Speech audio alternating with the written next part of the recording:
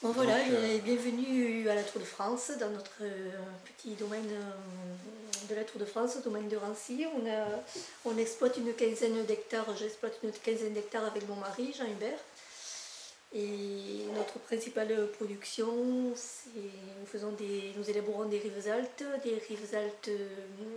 ambrées à base de cépage blanc qui s'appelle le macabeu, c'est le cépage traditionnel catalan que nous élevons dans des fûts de chêne qui sont centenaires, plus ou moins longtemps. Le plus jeune, 4 ans d'âge, 4 ans d'élevage. Et le plus vieux que nous commercialisons est un Rivesaltes de 48 que nous avons mis en bouteille l'année dernière, en 2012. Voilà. Donc des années d'élevage sur celui-là. Des années d'élevage, voilà. Il faut avoir beaucoup de patience et de passion pour faire ce type de vin, ce type d'élevage. Donc nous exploitons 15 hectares au total, 11 hectares de macabeu, donc, et ensuite 4 hectares de cépages rouges. On travaille les cépages locaux.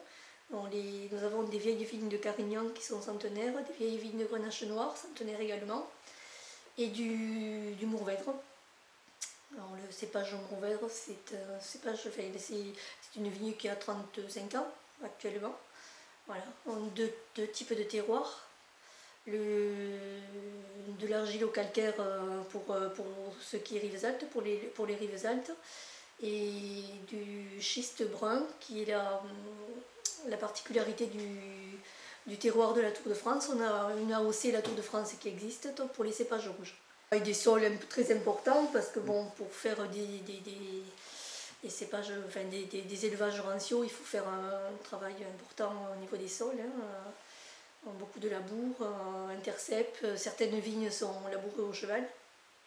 C'est un ami qui nous laboure certaines vignes au cheval. Voilà. Vendange manuelle, petit rendement, on fait des tailles très courtes. On travaille à la vigne qui est important. Nous sommes en agriculture biologique depuis la récolte 2011, mais bon, nous avons repris le domaine avec mon mari en 89, et depuis les années 80 on utilise de l'engrais organique. Enfin, on a toujours été très respectueux des sols, des vins de caractère, des vins de terroir, des vins de caractère. Voilà.